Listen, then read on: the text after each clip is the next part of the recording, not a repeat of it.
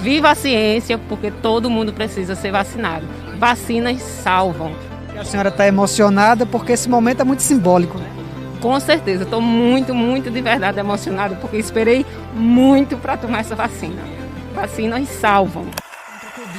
Após a imunização na cidade de Uberlândia, ele não conseguiu conter a felicidade que foi registrada pelo filho. A atriz Fernanda Montenegro, de 91 anos, recebeu a primeira dose. Em uma rede social, ela publicou um agradecimento à Fiocruz, ao Sistema Único de Saúde e aos cientistas. Olha só que coisa boa! Nós vamos te mostrar agora algumas celebridades que foram vacinados nesse final de semana.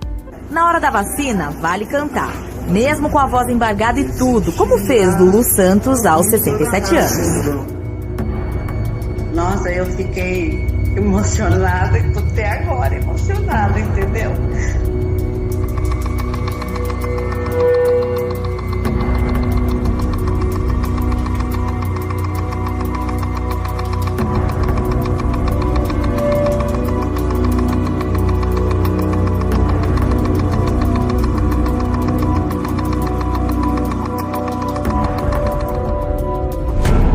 As massas nunca tiveram sede da verdade. Elas se afastam de evidências que não são do seu gosto, preferindo deificar o erro se o erro as seduzir. Quem quer que possa lhes fornecer ilusões é facilmente seu senhor. Quem tenta destruir suas ilusões torna-se sempre uma vítima nas mãos deles. Gustave Le Bon. O típico observador de televisão se transforma em um robô opinativo. Suas avaliações do mundo são regurgitações estúpidas de tudo que foi absorvido pela TV.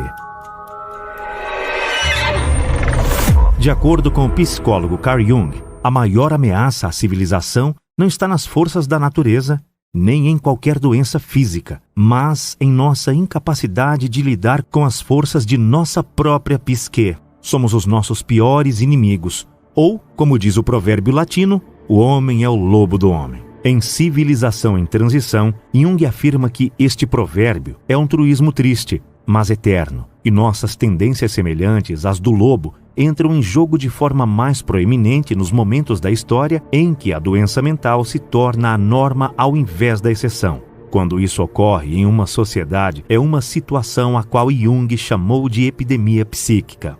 Na verdade, está se tornando cada vez mais óbvio, escreve ele, que não é a fome, nem os terremotos, nem os micróbios, nem o câncer, mas o próprio homem, que é o maior perigo do homem para o homem. Pela simples razão de que não há proteção adequada contra epidemias psíquicas, que são infinitamente mais devastadoras do que as piores catástrofes naturais. Carl Jung, The Symbolic Life. Uma psicose em massa é uma epidemia de loucura e ocorre quando uma grande parte da sociedade perde o contato com a realidade e cai em delírios. Esse fenômeno não é uma coisa de ficção. 2 exemplos de psicoses de massa são a caça às bruxas americana e europeia nos séculos XVI e XVII e a ascensão do totalitarismo no século XX. Durante a caça às bruxas, milhares de indivíduos, a maioria mulheres, foram mortos não por quaisquer crimes que cometeram, mas porque se tornaram bodes expiatórios de sociedades enlouquecidas. Em algumas aldeias suíças, quase não restou nenhuma mulher viva depois que o frenesi finalmente se extinguiu. Quando ocorre uma psicose em massa, os resultados são devastadores. Jung estudou esse fenômeno minuciosamente e escreveu que os indivíduos que compõem a sociedade infectada se tornam moral e espiritualmente inferiores. Eles caem inconscientemente para um nível intelectual inferior. Eles se tornam mais irracionais, irresponsáveis, emocionais, erráticos e não confiáveis. E o pior de tudo, crimes que o indivíduo sozinho nunca poderia suportar são cometidos livremente pelo grupo ferido pela loucura. O que torna as coisas piores é que aqueles que sofrem de psicose em massa não sabem o que está acontecendo. Pois assim como um indivíduo enlouquecido não pode sair de sua mente para observar os erros em seus caminhos, também não há nenhum ponto arquimediano a partir do qual aqueles que vivem por meio de uma psicose em massa possam observar sua loucura coletiva. Mas o que dá origem a uma psicose em massa? Para obter uma resposta, Devemos começar pelo básico. Embora a descida para as ilusões de uma psicose tenha muitos gatilhos, como o uso excessivo de drogas ou álcool, lesões cerebrais e outras doenças, essas causas físicas não nos preocupam aqui. Nossa preocupação é com os psicólogos ou os chamados gatilhos psicogênicos, pois geralmente são eles que levam à psicose em massa. A causa psicogênica mais comum de uma psicose é uma inundação de emoções negativas, como medo ou ansiedade, que leva o indivíduo a um estado de pânico. Quando em estado de pânico, a pessoa naturalmente busca alívio, pois é muito desgastante mental e fisicamente subsistir neste estado hiperemocional por um período prolongado de tempo.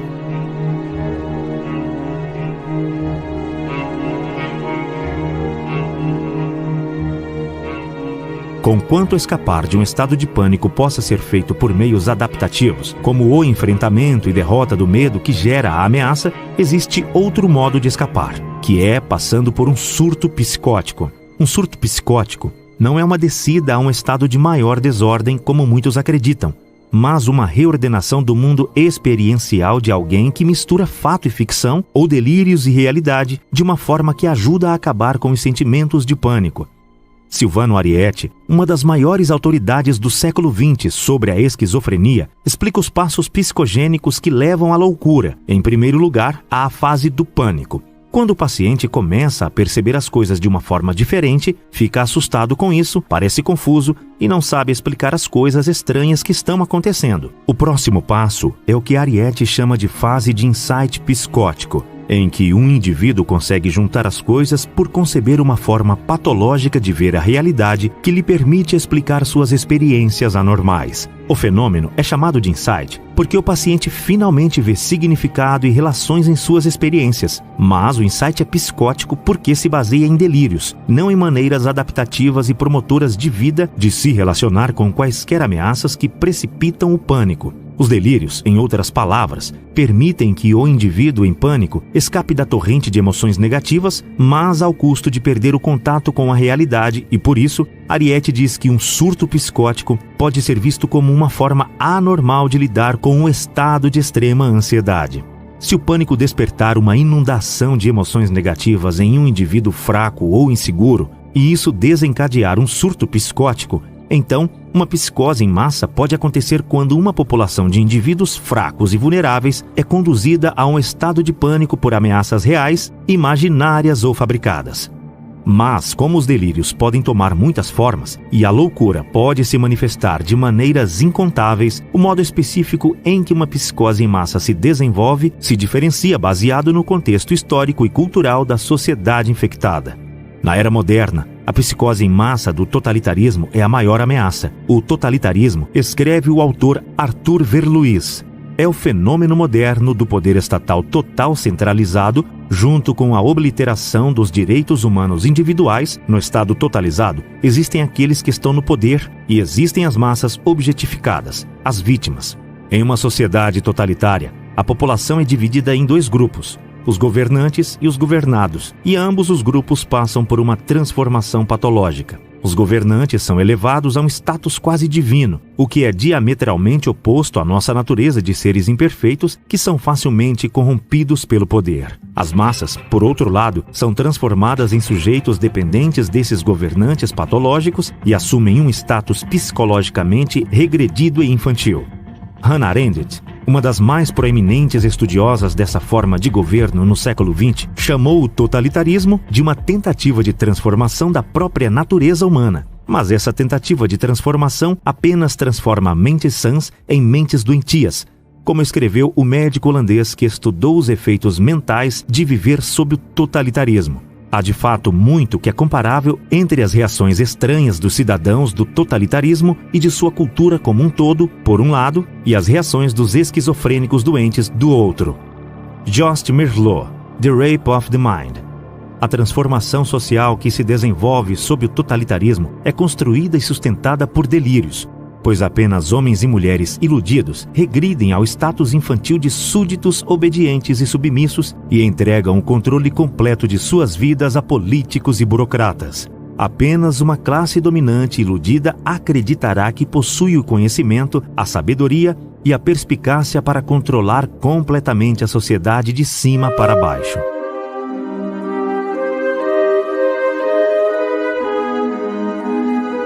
E somente sob o feitiço de delírios é que alguém acreditaria que uma sociedade composta de governantes sedentos de poder, por um lado, e uma população psicologicamente regredida, por outro, não levaria a qualquer coisa que não fosse o sofrimento em massa e ruína social. O método geral pelo qual os membros de uma elite governante podem atingir esse objetivo é chamado de menticídio, com a etimologia dessa palavra sendo uma morte da mente, e como Merleau explica ainda, o menticídio é um crime antigo contra a mente e o espírito humanos, mas sistematizado de novo. É um sistema organizado de intervenção psicológica e perversão judicial por meio do qual uma classe dominante pode imprimir seus próprios pensamentos oportunistas nas mentes daqueles que planejam usar e destruir. Preparar uma população para um crime de menticídio começa com a semeadura do medo. Quando o indivíduo é inundado por emoções negativas, como medo ou ansiedade, ele ou ela é muito suscetível a cair nos delírios da loucura. Ameaças reais, imaginárias ou fabricadas podem ser usadas para semear o medo, mas uma técnica particularmente eficaz é usar ondas de terror. Sob esta técnica, a semeadura do medo é escalonada com períodos de calma, mas cada um desses períodos de calma é seguido pela fabricação de um feitiço de medo ainda mais intenso, e o processo continua e continua, ou, como escreve Merleau, cada nova onda de terror, seguida de pausas de tranquilidade, cria seus efeitos com mais facilidade porque as pessoas ainda estão perturbadas por suas experiências anteriores. A moralidade torna-se cada vez mais baixa e os efeitos psicológicos de cada nova campanha de propaganda tornam-se mais fortes, atingindo um público que já muito amenizado. Enquanto o medo prepara a população para o menticídio, o uso da propaganda para espalhar desinformação e promover confusão a respeito das fortes ameaças e da natureza da crise ajuda a demolir a mente das massas.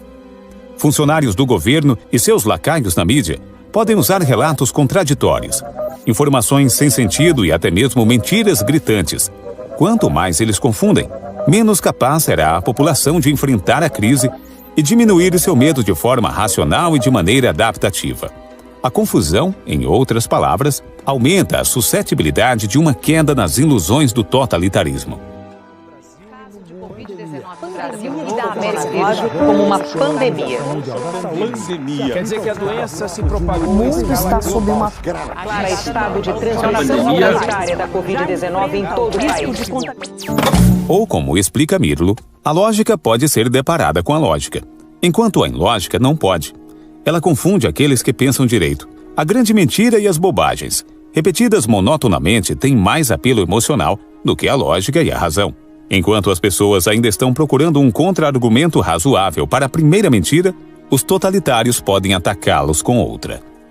Nunca antes na história existiram meios tão eficazes para manipular uma sociedade até a psicose do totalitarismo. Smartphones e mídias sociais, televisão e internet, todos em conjunto com algoritmos que rapidamente censuram o fluxo de informações indesejadas. Permitem que aqueles que estão no poder agridam facilmente as mentes das massas. Além do mais, a natureza viciante dessas tecnologias significa que muitas pessoas se sujeitam voluntariamente à propaganda da elite governante com uma frequência notável. A tecnologia moderna, explica Merleau, ensina um homem a aceitar o mundo para o qual está olhando. Ele não tem tempo para recusar e refletir. A tecnologia o atrai, deixando-o cair em suas rodas e movimentos. Sem descanso, sem meditação, sem reflexão, sem conversa. Os sentidos estão continuamente sobrecarregados com estímulos. O homem não aprende mais a questionar seu mundo. A tela oferece a ele respostas prontas. Mas há mais um passo que os pretensos governantes totalitários podem dar para aumentar a chance de uma psicose totalitária: isolar as vítimas e interromper as interações sociais normais.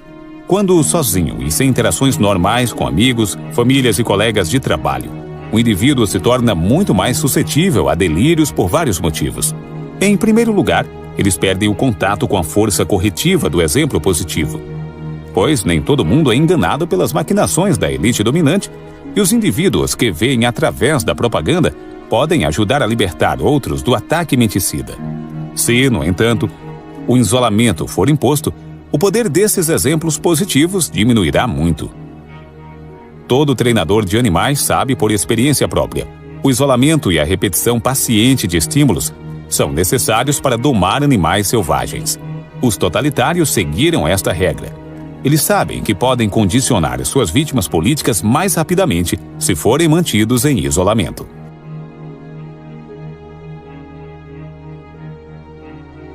Sozinha, confusa e golpeada por ondas de terror, uma população sob um ataque de menticídio desce a um estado de desesperança e vulnerabilidade. O fluxo interminável de propaganda transforma mentes antes capazes de pensamento racional em teatros de forças irracionais e, com o caos girando em torno delas e dentro delas, as massas anseiam por um retorno a um mundo mais organizado. Os pretensos totalitários podem agora dar o passo decisivo, podem oferecer uma saída e um retorno à ordem em um mundo que parece estar se movendo rapidamente na direção oposta. Mas tudo isso tem um preço. As massas devem desistir de sua liberdade e ceder o controle de todos os aspectos da vida à elite dominante. Eles devem abrir mão de sua capacidade de serem indivíduos autossuficientes, responsáveis por suas próprias vidas e se tornarem súditos submissos e obedientes. Mas a ordem de um mundo totalitário é uma ordem patológica. Ao impor uma conformidade estrita e exibir uma obediência cega dos cidadãos, o totalitarismo livra o mundo da espontaneidade que produz muitas das alegrias da vida e da criatividade que impulsiona a sociedade. O controle total dessa forma de governo, não importa com quem nome ela seja marcada, seja ele governado por cientistas e médicos, políticos e burocratas, ou um ditador, gera estagnação, destruição e morte em grande escala.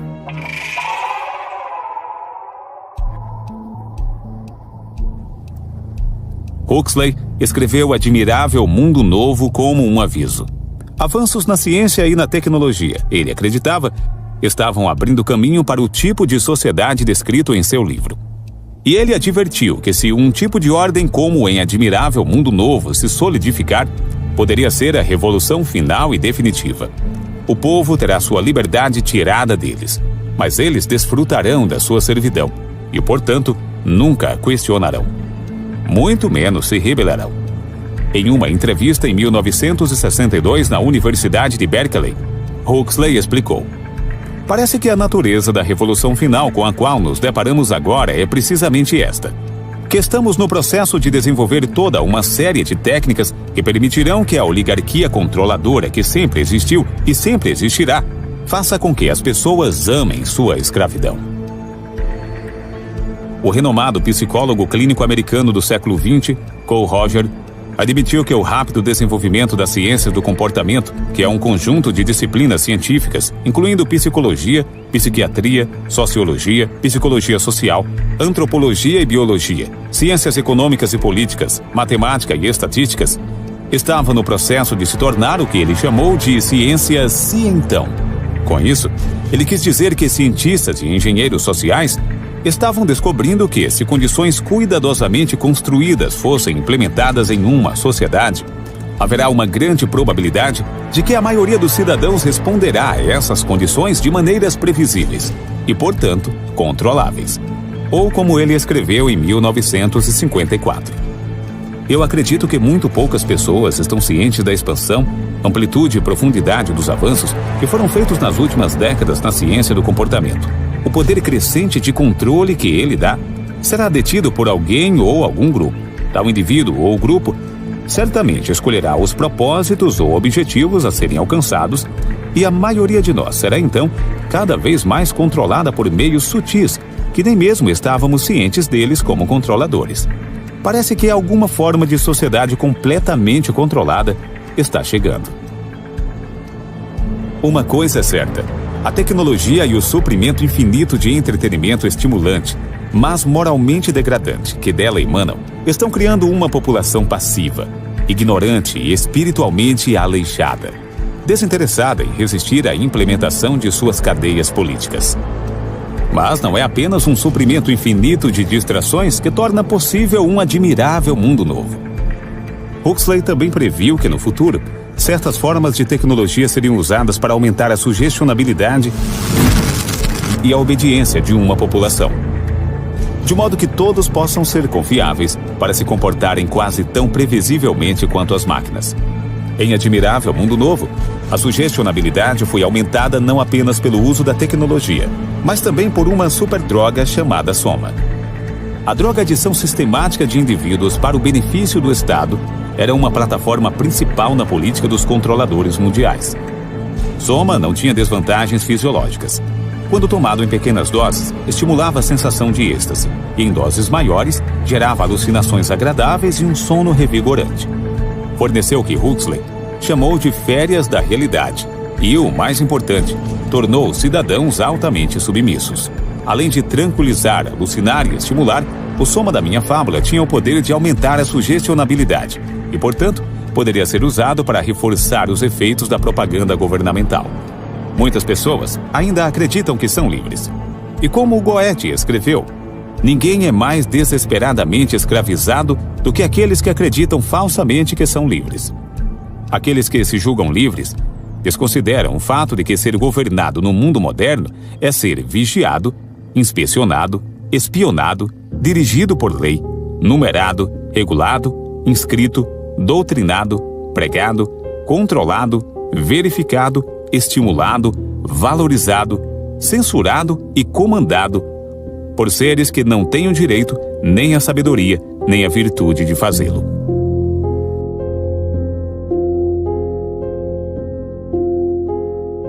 Hoje, a arte do controle da mente está se tornando uma ciência. Os praticantes desta ciência sabem o que estão fazendo e por quê. Eles são guiados em seu trabalho por teorias e hipóteses solidamente estabelecidas em uma base maciça de evidências experimentais. Quando, em um estado hipnótico induzido pela televisão, clichês e slogans da mídia convencional, valores morais e princípios ideológicos de programas e filmes e sugestões de comerciais, de políticos, de celebridades e propaganda patrocinada pelo Estado contornam as faculdades críticas e se infiltram nas fundações da mente. Com o tempo, o típico observador de televisão se transforma em um robô opinativo. Suas avaliações do mundo são regurgitações estúpidas de tudo que foi absorvido pela TV. Quase 70 anos atrás, o médico Jost Merlot alertou sobre os perigos hipnotizantes da televisão, perigos que agora se aplicam a computadores, smartphones e qualquer outra tecnologia que transforma o ser humano em um espectador hipnotizado de uma tela.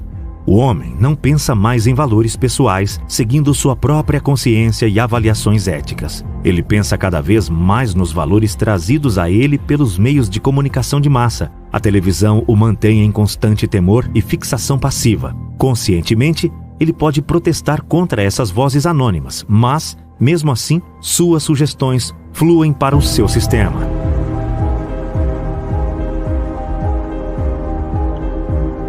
No mundo moderno, estamos nos aproximando cada vez mais de uma aceitação generalizada do coletivismo e, portanto, da condição de escravidão política. Em ocasiões como essas, é útil reconhecer que, embora a maioria seja cúmplice de sua servidão, ao permanecer do lado da liberdade, nos unimos em espírito com todos os outros guardiões da liberdade em todo o mundo.